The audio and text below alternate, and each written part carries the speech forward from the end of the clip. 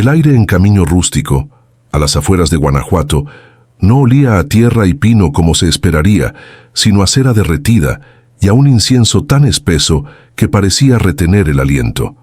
En medio de la penumbra de la Capilla de la Luz, Clara, de apenas 17 años, se movía como una sombra, sus manos expertas repasando los pliegues del pesado paño de terciopelo que cubriría el altar para la Jornada de la Luz. Era un ritual ancestral, una danza de la fe que se repetía cada año para celebrar el supuesto milagro de 1951, la intervención divina que había salvado a la aldea de la gran inundación. Mientras la comunidad entera se preparaba para encender las hogueras y reafirmar su obediencia al diácono Matías, Clara sentía un nudo frío en el estómago, un peso que no era el del terciopelo, sino el de la verdad que cargaba oculta. Su mirada, habitualmente serena, era ahora una mezcla de terror y una resolución incipiente, pues justo debajo del pedestal de madera que sostenía la reliquia más sagrada, ella había encontrado un mapa doblado, amarillento y rasgado que demostraba sin lugar a dudas que la salvación no había sido divina, sino un acto desesperado de ingeniería oculta, que se pagó con la vida de 3 hombres, de quienes nunca se volvió a hablar. El silencio de la capilla, que para todos era paz, para Clara era el eco de una mentira que había sido venerada por 70 años, una farsa que había convertido a su pueblo en rehenes de una fe basada en el miedo y en la falsa santidad del diácono. Su cuerpo temblaba con la certeza de que su deber ya no era con la mentira, sino con la justicia, sabiendo que revelar ese mapa era condenarse a sí misma, a su madre y a la destrucción del único hogar que conocían, pero no revelarlo era perder su alma. Ella deslizó la punta de sus dedos sobre la superficie fría de una de las baldosas agrietadas del suelo, justo donde el mapa indicaba un ducto secreto de desviación de agua, la prueba silente del fraude, el lugar donde la historia de Camino Rústico se había bifurcado hacia la ilusión.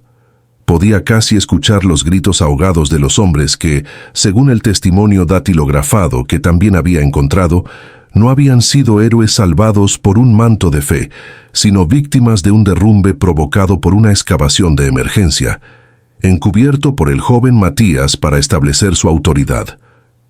El diácono, con su ancha sotana de lana y su anillote de plata, era la viva imagen de la piedad para la comunidad, pero, para Clara, era el custodio de una tumba, el tejedor de una niebla que había sofocado las mentes y los espíritus de todos, incluso el de su propia madre, Fátima. Esta carga la había transformado de una joven silenciosa a una estatua de tensión, con los músculos siempre contraídos, y un insomnio punzante que solo se aliviaba mirando el pequeño pedestal de madera rachado que guardaba bajo su cama, ahora un símbolo doble, el centro de la devoción y el lugar exacto donde la verdad había sido enterrada. Un fuerte viento que parecía llevar la voz del pasado sopló por las aberturas de la capilla, haciendo que las llamas de las velas parpadearan con violencia, como un ojo que se abre en la oscuridad para ver lo que nadie más quiere ver, y en ese momento de terror sagrado, con el corazón latiéndole como un tambor frenético, Clara tomó una decisión definitiva. La mentira no sobreviviría una jornada más. Si alguna vez has sentido el peso de una verdad que no te dejaban contar, sabes lo que se siente. Cuéntanos desde dónde compartes esta carga. Queremos leerte. Clara era en esencia la hija de la resignación, una figura menuda con una madurez prematura, nacida y criada en la sombra de la estricta devoción de Camino Rústico, un lugar donde la obediencia se confundía con la virtud, y la duda era la peor de las herejías. Su inteligencia silenciosa, que la hacía absorber cada gesto y cada palabra no dicha, era su mayor virtud y ahora su peor maldición. Siempre observaba, como si el mundo fuera un texto antiguo esperando a ser descifrado. Desde niña, había visto a su madre, Fátima, cubrirse el pelo con el único adorno que se permitía, un pañuelo de seda azul, el color de la melancolía y de la lealtad inquebrantable a un sistema que la había despojado de toda voz. La vida de Clara había sido un monocromo de rituales y trabajos en la capilla, lo que, irónicamente, la colocaba en el ojo del huracán, cuidando los paramentos, limpiando los espacios sagrados que guardaban los secretos más profanos. Su historia personal estaba marcada por una ausencia dolorosa. Su padre, un hombre que una vez había cuestionado las reglas del diácono Matías, había desaparecido años atrás, y aunque la comunidad susurraba sobre un alejamiento espiritual, Clara creía en el exilio silencioso, un castigo que la había dejado con un trauma central, el miedo paralizante a ser borrada.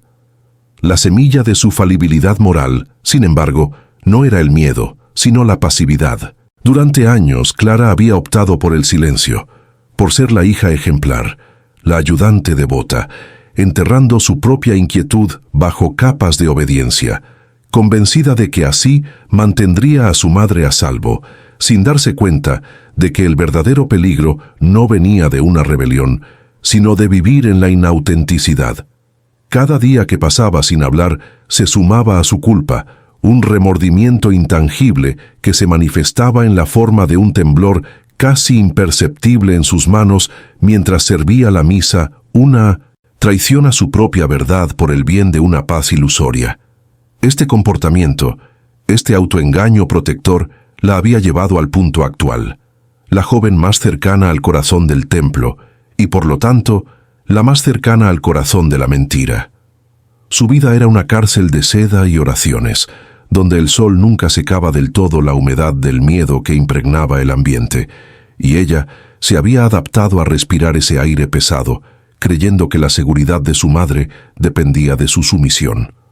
La búsqueda de la verdad no era solo un deber moral, era una necesidad de recuperar su propia voz, el único eco que le quedaba de su padre. Los acontecimientos que precipitaron su crisis final no fueron dramáticos, sino sutiles, como el lento deslizamiento de una montaña. Fue el exceso de celo de Matías en la preparación de la jornada de la luz lo que despertó su sospecha. El diácono, un hombre cuya arrogancia se disfrazaba de humildad, había ordenado una limpieza profunda y repentina de la cripta bajo el altar, un lugar habitualmente olvidado, y en su afán por supervisar cada detalle, había dejado por un instante la pesada llave de bronce colgada de la aldaba de la sacristía. Clara, con el pulso acelerado y sin pensarlo dos veces, tomó la llave, guiada por una curiosidad que había reprimido por años, descendiendo a un espacio frío y mohoso.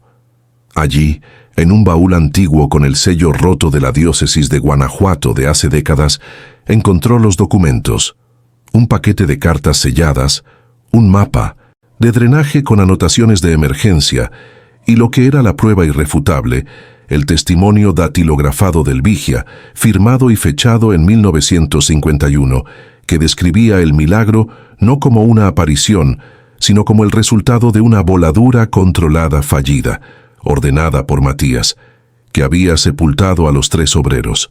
La lectura del testimonio fue como si una pared de hielo se rompiera dentro de su pecho.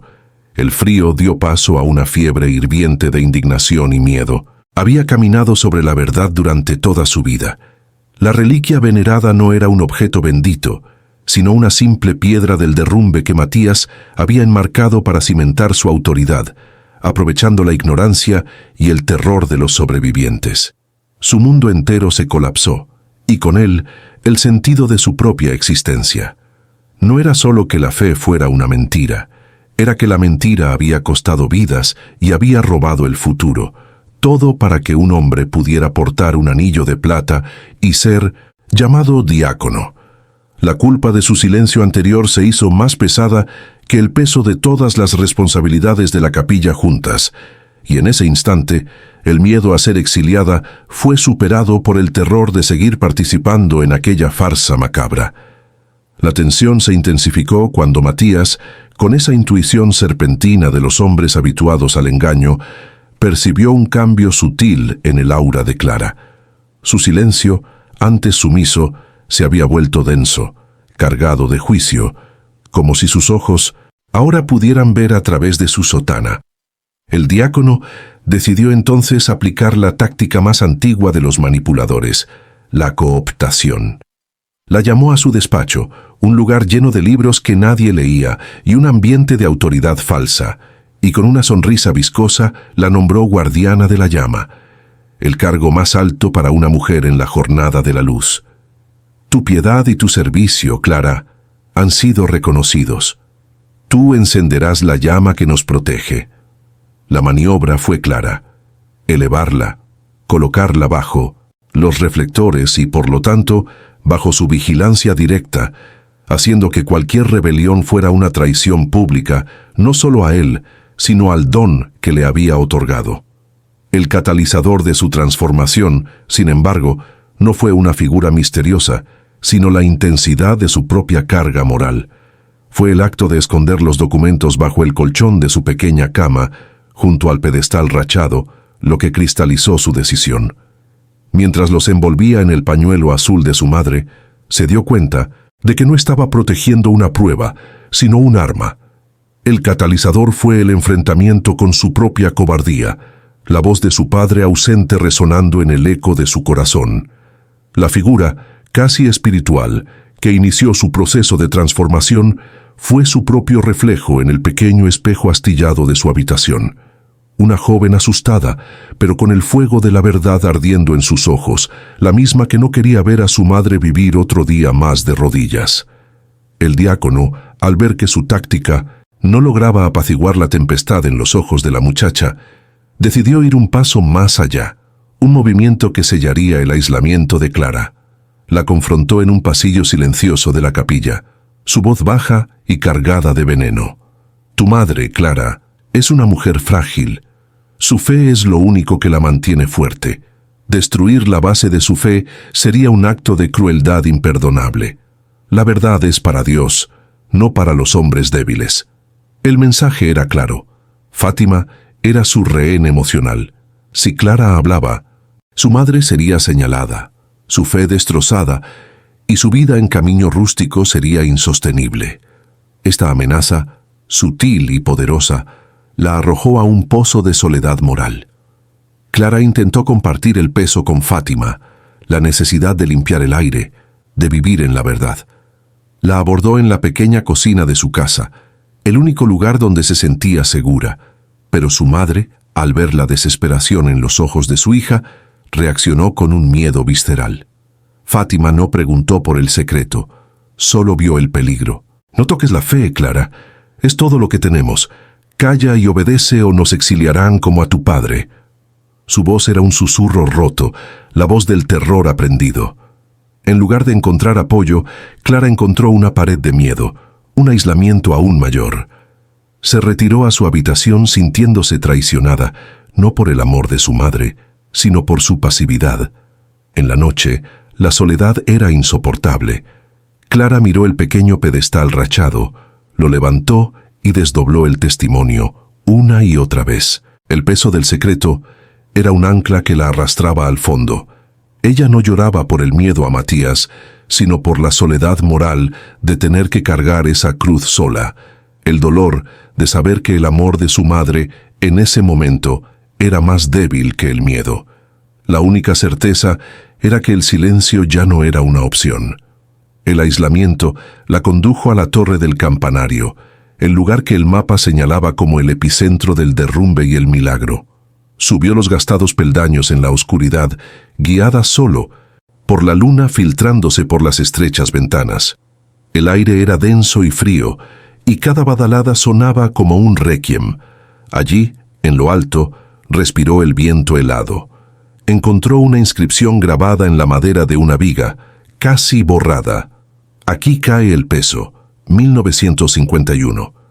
La inscripción era la confirmación final de la tragedia. La niebla que cubría su mente se disipó. Su miedo se convirtió en una resolución fría y ardiente. El gesto de limpiar la inscripción fue un acto de desenterrar el pasado, no con llanto, sino con el puño cerrado.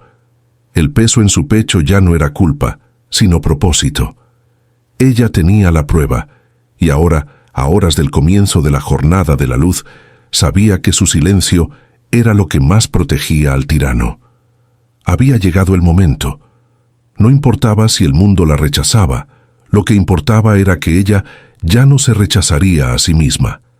La guardiana de la llama iba a prender un fuego diferente.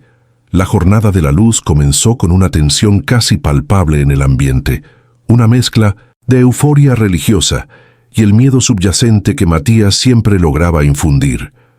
La plaza central de Camino Rústico estaba repleta, las velas encendidas parpadeaban al ritmo de los cánticos y el aire olía a multitud, sudor y devoción ciega.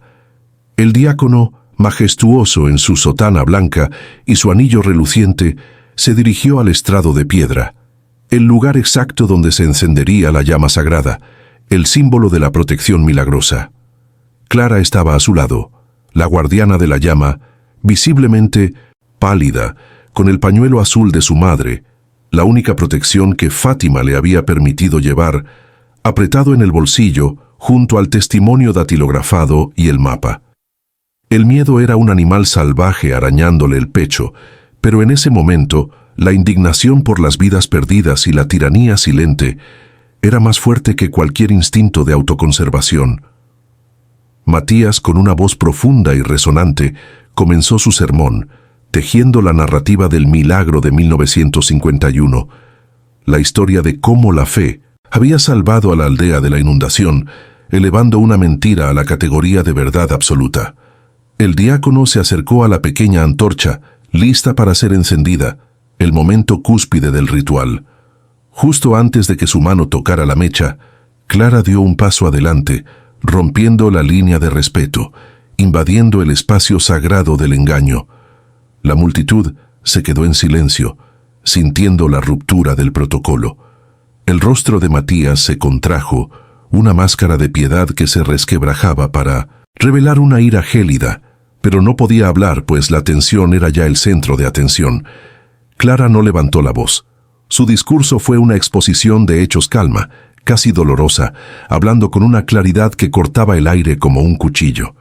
Sacó el mapa y el testimonio, extendiéndolos sobre el atril de piedra, el lugar destinado a la Biblia. El milagro de 1951 no fue una intervención de Dios, comenzó, su voz resonando con una autoridad que no era suya, sino de la verdad. Fue una tragedia encubierta, un sacrificio de 3 hombres que este hombre que ven aquí ordenó silenciar para construir su poder. Esta es la prueba: el mapa del drenaje de emergencia, la orden de voladura y el testimonio del vigía que lo presenció. Cada palabra era un ladrillo que caía del muro de la fe ciega, un sonido seco y brutal. Matías intentó reaccionar, su voz de trueno finalmente liberada. Blasfemia. Es el demonio hablando por esta niña débil. Ella miente. El diácono se abalanzó hacia el atril tratando de arrebatar los documentos, pero Clara fue más rápida, protegiendo las pruebas con su propio cuerpo. La multitud, hasta ese momento inerte, comenzó a moverse. Algunos gritaban de furia contra Matías, otros de miedo e incredulidad hacia Clara. La tensión interna de la protagonista, su miedo a la exclusión, se había transformado en la furia tranquila de una heroína moral. El clímax estalló cuando, desde el fondo de la multitud, una figura irrumpió en la luz de 1900. Las velas. Era Fátima, la madre de Clara. Su rostro, normalmente cubierto de la resignación, ahora mostraba una resolución nueva y dolorosa. Caminó hacia el estrado, con el pañuelo azul en una mano y la otra extendida hacia su hija. Fátima no habló. Su entrada fue el más poderoso de los apoyos, la validación silenciosa que la comunidad necesitaba para tomar partido. Ella se paró al lado de Clara, mirando a Matías con una firmeza que no se le había visto en décadas. El impacto de la presencia de Fátima fue la revelación definitiva. El momento en que el pueblo entendió que el miedo de la madre era más fuerte que la mentira del diácono. Los ojos de Matías se llenaron de un odio sin límites, pero sabía que había perdido. El antagonismo de la institución y la culpa se habían materializado en 2 mujeres, una joven valiente y una madre redimida. La comunidad se dividió, el caos se apoderó de la plaza. Algunos se acercaron al estrado, examinando los documentos con manos temblorosas. Otros, cegados por años de adoctrinamiento, trataron de proteger a Matías. Pero el diácono ya no era una figura de autoridad. Era solo un hombre viejo y asustado. El verdadero milagro era la desintegración de su poder, no por una fuerza externa, sino por la simple verdad dicha en voz alta. Clara observó el caos con una paz helada. No había triunfo en su corazón, solo el dolor sordo de la verdad. Su transformación había terminado. No, era más la chica asombrada y asustada, sino la mujer que había encendido el fuego más grande, el de la conciencia. La caída de Matías fue inevitable. Rodeado por el pueblo, su anillo de plata, su símbolo de falsedad, cayó al suelo, rodando hacia el barro de la plaza, mientras él era confrontado por aquellos que habían vivido bajo su sombra. El pasado finalmente había sido desenterrado. La mañana después de la jornada de la luz, amaneció con un silencio inusual en Camino Rústico, un silencio que no era de paz, sino de resaca emocional, el sonido de las estructuras rotas. El diácono Matías había sido apartado del poder por la propia comunidad, confrontado por la magnitud de su engaño. Pero la victoria de Clara no se sentía como una celebración, sino como el inicio de una inmensa y difícil reparación. La comunidad estaba fragmentada, algunos aferrándose al viejo mito por comodidad, otros buscando un nuevo cimiento para su fe, pero todos estaban, por primera vez en 70 años, en un terreno inestable, forzados a mirarse en el espejo de la honestidad. Clara ya no era más la niña que cargaba la cruz de su silencio, era la mujer que había tomado esa cruz y la había convertido en el mapa para el futuro de la aldea, y esa nueva identidad no le daba arrogancia, sino una profunda y sobria responsabilidad. Ella y Fátima, ahora inseparables, estaban juntas en el pequeño patio de su casa, viendo el pañuelo azul, símbolo de la pasividad, doblado sobre la mesa. Su nueva jornada no era huir, sino quedarse. Fátima, con la voz firme, la de una mujer que había encontrado su dignidad, le dijo: «Nos quedamos, Clara. La fe sin verdad no es fe, es solo un velo. Ayudaremos a limpiar, no la capilla, sino el alma de este pueblo». La madre, finalmente libre del miedo, era la prueba viviente de la transformación. Clara la miró, con lágrimas tranquilas en los ojos, entendiendo que el mayor acto de amor de su madre no era protegerla del mundo, sino apoyarla para cambiarlo. El pedestal de madera, el que Clara había guardado bajo su cama, fue el objeto de la reparación concreta. Ella no lo destruyó, sino que lo llevó a la plaza, al lugar donde Matías había intentado encender la llama, y, con la ayuda de Fátima, comenzó a lijar la superficie, exponiendo la madera noble debajo de la pintura y las grietas. No era un acto de venganza, sino de memoria. El pedestal ya no sostendría una reliquia falsa, sino que se convertiría en el primer ladrillo de un pequeño monumento a los 3 hombres caídos en 1951, los verdaderos héroes olvidados. Aún hay tiempo para reparar lo que usted destruyó, para honrar lo que fue silenciado.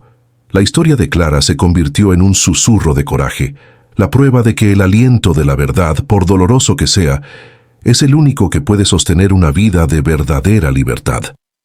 La comunidad de Camino Rústico ya no buscaba un milagro exterior, sino la fuerza interior para reconstruir. Clara sonrió no con alegría, sino con paz, mientras el sol de la mañana iluminaba el pedestal desnudo. Su mensaje final, que se perdía en el viento fresco de la montaña, era un eco que invitaba a la introspección. Usted no es lo que hizo, es lo que todavía puede hacer con la verdad que tiene en sus manos. Sé parte de este viaje. Suscríbete al canal para no perderte las próximas historias que te harán pensar y sentir.